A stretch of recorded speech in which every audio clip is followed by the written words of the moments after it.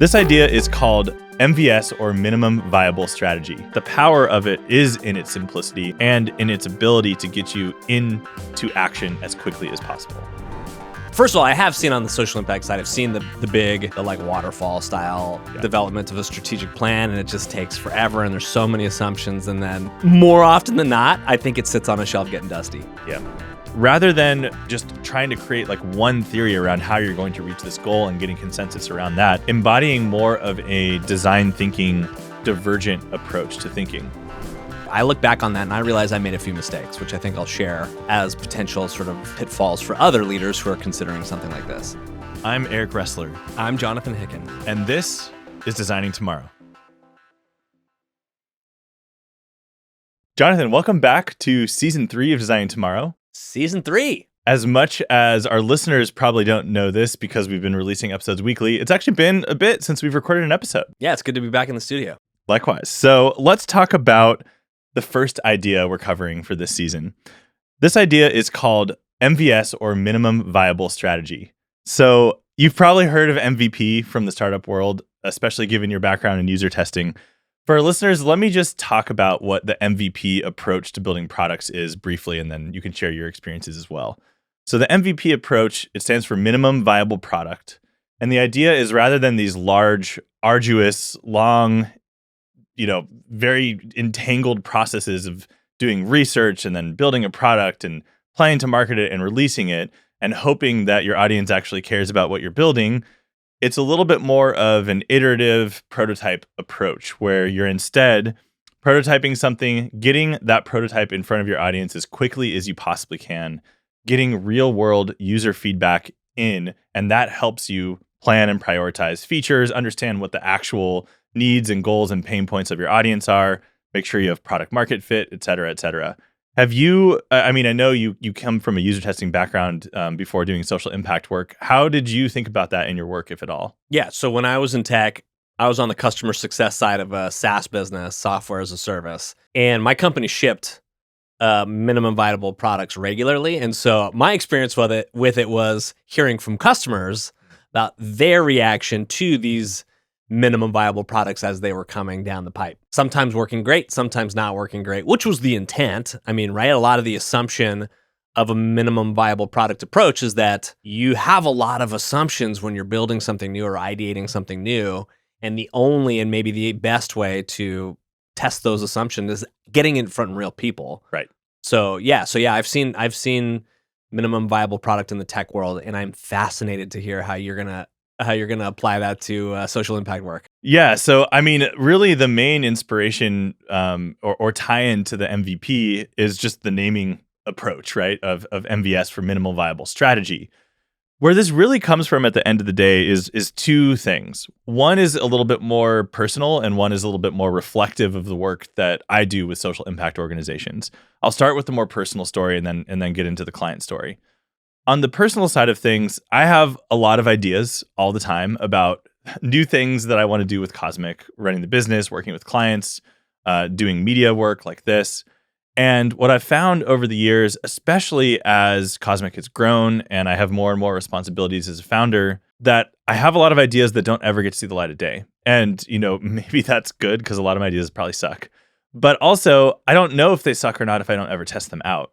And so this comes at some level from a bit of a frustration and a reflection of my own work, where I'm realizing like I have this huge backlog of ideas and I'm not executing on enough of them. And I'm getting into a place sometimes of like almost over analysis or analysis paralysis. And so I've been trying recently to, instead of overthinking things, because I can easily overthink things and just continue to spin and spin and spin, of developing more of a bias towards action over contemplation. And it's been working really well. I've been having a lot of fun taking this approach in some of my own work.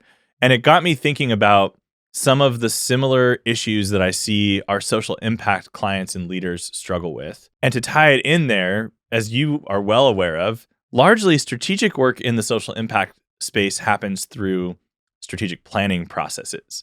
And these processes can be long and arduous, and they kind of remind me a little bit of the traditional approach to building products before the MVP framework really started to take off in Silicon Valley. And what I've seen in terms of some of the downsides of strategic planning processes is that by the time they are decided, built, enacted, and put into action, if they ever are, because that's also not always true, at least sometimes in my experience, the world has changed a lot.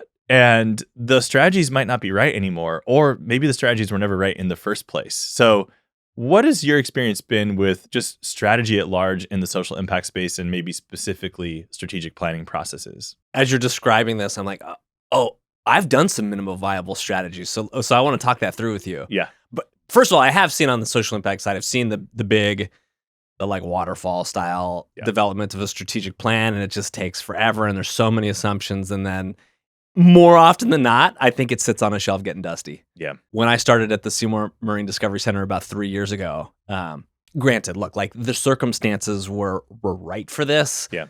Because it had been closed for 2 years for COVID. It was still closed when I took over. We were kind of in this rebirth moment as an organization. So there was a lot of room for some experimentation.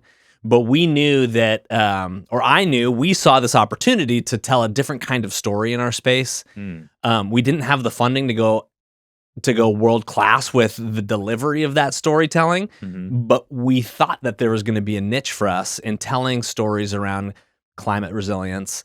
And so we did that in a minimum viable way, just to see if our audience was going to respond positively, receptively to this new kind of storytelling, which was new for our space. And so as you're describing minimum viable strategy, I'm like, we're kind of doing that. And we're actually in the middle of it right now. Yeah. Well, I just want to plant one seed here, which is that hopefully if you are a strategic planning consultant or agency owner or listener, you don't hate us yet. I promise we will have some redemption for you later in the episode. But I do think it'd be let's define my framework or in more detail what I mean by the minimal viable strategy or MVS framework. So it's really comprised of 4 key steps. And step 1 is goal setting, which is pretty obvious, right? Like you have to understand, what are you trying to actually achieve? What's that end state? What's the goal you're working towards? And we want to define that in a way that is, clear, measurable, something that can, that makes sense. It's not vague, because if your goal is too vague, then this will never work, especially for an MVS framework. So goal setting is key. The second thing, and I think where this really immediately starts to diverge from traditional strategic planning, at least in my experience, is step 2, which is forming theories. And rather than just trying to create like one theory around how you're going to reach this goal and getting consensus around that, embodying more of a design thinking, divergent approach to thinking. So what I would recommend is, if you're doing this on your own, do this. If you're doing it as a group, have everyone do this. Time box an hour or a day at the most, and come up with as many ideas and as many theories around how you might reach that goal as possible. And do that in a way that is open. Don't be judgmental. The goal here is to get as many ideas as possible. So it's really about quantity over quality at this point. And then you have a huge list you can work off of. And as a group or as an individual, you can then reflect. Maybe you take a day to reflect on those, or a week even, depending on how urgent this is for you. And you go through and figure out, okay, I think these, top 3 or top 5 theories or ideas or bets are the most likely ones to pay off. So winnow it down and converge into the highest probable ideas that you think are going to work. So that's step 2, is forming those theories and really winnowing them down to the top 3 to 5 theories. Step 3, and probably the most important step of this entire framework, is to act, and to act swiftly and decisively. And the real beauty of this is that, we're not talking about years or months to get to this point of action. This approach works because of your ability to act quickly and to get real world reactions to your ideas as quickly as possible. So if you don't act quickly, then you're basically just doing kind of like a half-assed strategic plan at this point. So that's not helpful either. So act swiftly. So get your ideas into the world, test them, get them into the market, get customer feedback or client feedback or supporter feedback, depending on the type of idea it is. So that's step 3. And then step 4 is to evaluate and iterate. So of course, if you're testing those ideas, you have to have some kind of way to tell if the idea is working, if it's working to the extent that you hoped it would, to even score these different ideas amongst each other or against each other to figure out, should we continue? Are 3 of these 5 ideas good? Are none of them good? Is one obviously the best, right? Those are all outcomes that can happen. So goal setting, forming theories, acting, evaluating, and iterating based on that data. That's a pretty simple framework, but the power of it is in its simplicity and in its ability to get you into action as quickly as possible. I'm going to add 2 ingredients to your framework there too. Go for it. Yeah. I think in your goal setting, you need to define what you are hoping to learn, right? You're going into an MVS process knowing that you're going in to learn something, right? So define exactly what it is that you want to learn. And then in your evaluation and iteration section, I would say define sort of one of 3 outcomes of your experiment, which is basically we kill it. Mm-hmm. We're never doing this. Mm-hmm. It's gone forever. It failed. Yep. B, we nailed it. Let's keep adding to it.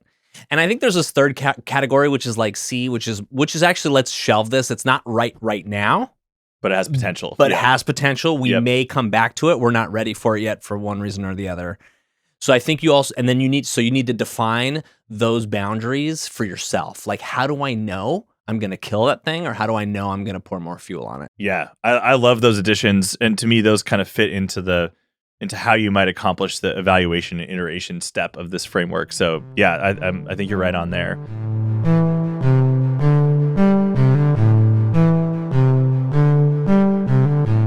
Let's talk a little bit about some caveats to this, because I don't think this approach is right for everything, although I do think it can be used for a lot of things. So let's talk about what it isn't. Another Silicon Valley adage of move fast and break things, coming out of Zuckerberg and Facebook, that is not an appropriate culture for a lot of social impact work. Let's just be clear, right? Especially when we're talking about causes and issues where people's lives might literally be on the line. You don't want to move fast and break things when the things that are breaking are people's lives. And we would never suggest using this approach for something as critical as that kind of critical support or infrastructure or whatever that might be. But it could be used for a new communications plan or an iterative improvement to one of your programs, or a new section that you want to build in to your overall marketing strategy. So some of these more smaller scoped, still strategic, but part strategy, part tactical, that might even be in support of a broader strategic plan. So I just want to acknowledge that we have to be careful about this MVS framework, or this applying just more broadly like Silicon Valley or startup or lean startup methodology to social impact in general, or even design thinking to social impact. Yeah, when the iterative process, move fast, break things mantra, I don't know, what is that, like 2008 when Mark Zuckerberg said that? Feels or something? about right, although time's weird right now. So. Who knows?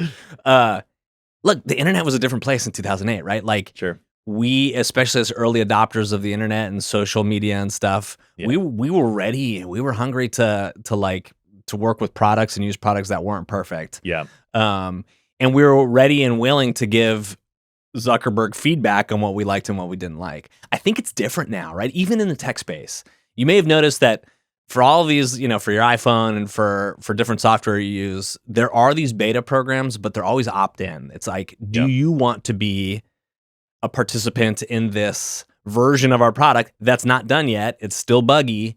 And, you're basically signing up to say, I'm willing to give you feedback.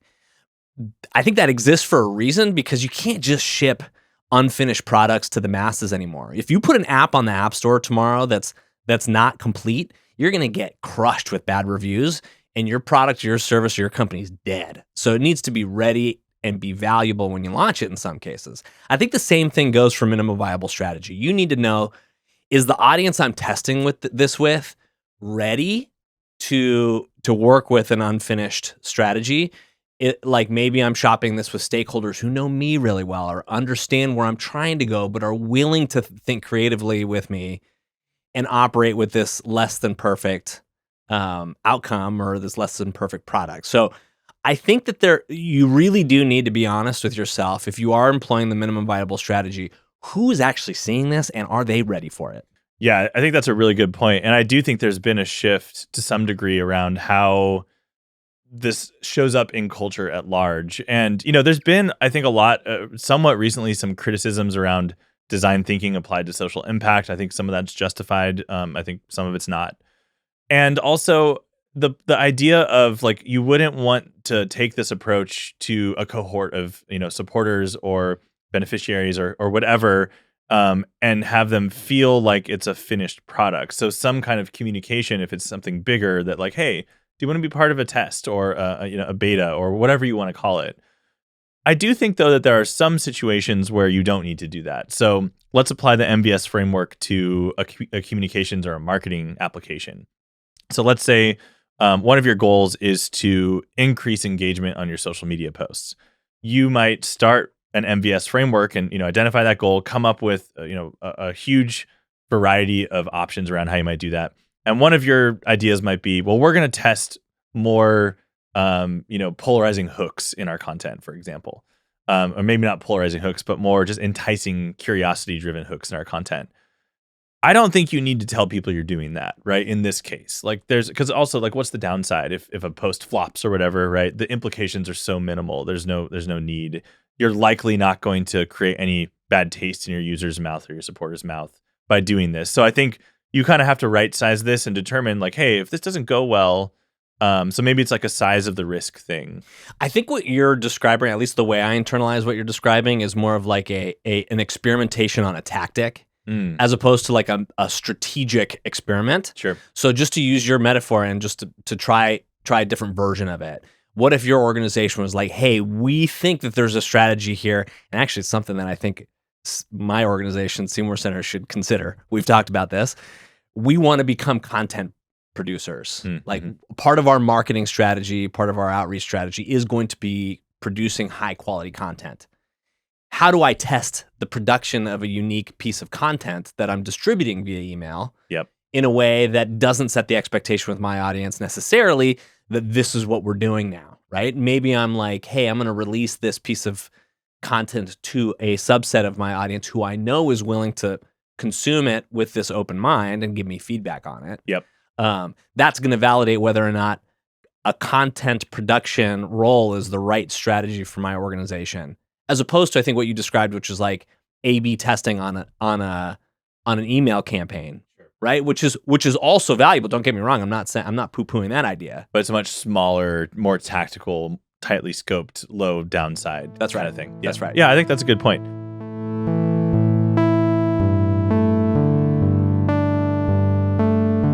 So let's talk about other caveats to this framework, and maybe some like near enemies or traps to avoid.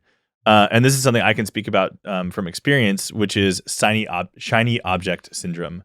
I think a lot of founders and executives especially have this. I'm the type that gets really excited by new things and new programs and new ideas, and sometimes to the detriment of other really important activities and attention that I should be spending my time on. And so this is something that I have to keep in check. And it almost maybe sounds a little contradictory to the MVS framework and the origin story of it, because it's weird because I have this shiny object syndrome that can come into play for me. And then I also don't test a lot of my shiny object ideas out. So this is something that I'm keeping in check, but I think it's also something we have to be careful about with this framework is, especially when you see it in use and see what the potential power of it can be, you might be tempted to just start to apply it to everything, and then all of a sudden you're losing track of what you really should be focusing on, some of your core responsibilities as a leader or even as an organization. I think that's a real pitfall. It's something that I suffer from too. I actually, looking back on this as I'm realizing that what I did at the Seymour Center was a version of minimum viable strategy. I look back on that and I realize I made a few mistakes, which I think I'll share as potential sort of pitfalls for other leaders who are considering something like this, which is I don't think I communicated clearly enough to my whole team some of these things, like the learning outcomes or like the decision-making triggers. And so there was a little bit of an an inability of my team to be able to communicate what these exhibits were to visitors in a way that was positive and uplifting. I needed to do more communicating about the reason for this experiment. The other piece was that I did not evaluate well enough my team's ability to do the iterating, our capacity to actually do the iterating once they were up. And so what ended up happening with some of these things was that we shipped a beta product, but didn't have the capacity to iterate. So what ended up happening is that we had this less than ideal product up for too long. Right. And it just sat stagnant. And it sat stagnant when it was intended to be iterated on. So a pitfall is if you're going to do this, if you're going to take this approach, you got to be sure that you have the team capacity to do the iterating that you've promised to do. Yeah. Step 4 is evaluate and iterate, not just evaluate. So yeah, I completely agree. And I think you have to embody and plan for this being an iterative process, that the first experiment is not the last. It's the first of potentially many. And this does start to become, I think, a bit of a shift in culture at some point, ideally, about how you run programs and how you do strategic planning. To tie it back into that promise earlier to strategic planners, I don't think this is an instead of strategic plan approach. I think this is a complementary approach to strategic planning. I do wonder, though, sometimes if our strategic plans can be simpler, and then the MVS framework can be how you action those strategic plans. Because what I've seen is that, sometimes we've literally watched clients invest hundreds of thousands of dollars and many years of planning into strategic plans, and they don't always have the ROI, just to be blunt about it. And I think sometimes the team doesn't feel energized by them, because by the time the plan's done, they're just like, God, I'm so glad the plan's done. And they don't have the energy to actually execute it. So can we find a more nimble way to do strategic planning? I think there's plenty of people out there doing this, by the way. I think the big, institutional strategic plan approach is not the only way, and not even, I would say, the most common way to do this at this point. But I do think there is some synergy between broader strategic planning, quarterly, yearly planning, and then using an MVS framework to action that plan, or opportunistic ideas that come in outside of the plan, which happens all the time and shouldn't be just ignored. I think this MVS is a great tool when you don't know what you don't know, right? Like when when you're developing my niche or my strategy or my position or whatever, and it's like, I just don't know enough to put years into creating a strategic plan. Yeah. I need to go out and figure out what I don't know yet. Then I do think you're right? There is a time and a place for a traditional strategic plan. I think that's best fit when you are just so sure of your impact and your tactics and your team and your funding model. You are so sure about that. You're gonna put the pieces in place and you're gonna execute. I think that's a great time to go through a formal strategic planning process. Have you seen that? I don't see that very much. It's kind of two sides of that coin, right? So what I mean by that is usually what I see when people are handing me a strategic plan is that they think the plan is going to help them solve those problems. And I think a plan can do that. But a lot, the scenario you just described, I don't think I've ever seen once. Are you talking about having a good strategic plan because the clarity's there? And yeah. Well, you're right. I mean, there's kind of two sides of this coin, because if you have a clear sense of where you're going and what your strategy is and what your tactics are and all that stuff, why are you going to go do a big old strategic plan? Yeah, exactly. They're kind of by necessity working towards some kind of growth, right? Or some kind of pivot. Or why are you doing such a big plan? I mean, okay, counterpoint. Yeah. I do think sometimes this just becomes muscle memory. Oh, the 3-year plan's up. Time to do the new 3-year plan, right? Or in worst cases, even I've seen 10-year plans before, which is crazy to me. But I think again, there's a balance here. And I do this at Cosmic. I have vision for where I want the organization to go, and I do think about that in different time frames, where I'd like to be in 10 years, in 5 years, in 3 years. But I'm not going to do a super arduous, super expensive, super time-consuming 3-year plan when I know that I have shorter term goals that are also really important, and trying to figure out how to kind of reconcile all of that, right? And I've done it before, and hey, you could say this is just a lack of leadership on my side, and that and I think that's maybe possibly true. This could work for some people, but I've found that looking at things in shorter time frames, distilling things down into core things. I mean, we talked about this in one of the episodes last season around, I think it was values. Distilling values down to things that are repeatable, things that are memorable, things that people will actually say. I think the plan and the strategy should be the same, because as soon as it starts to get so big, it needs a report. That's where it starts to collect digital dust, in my experience.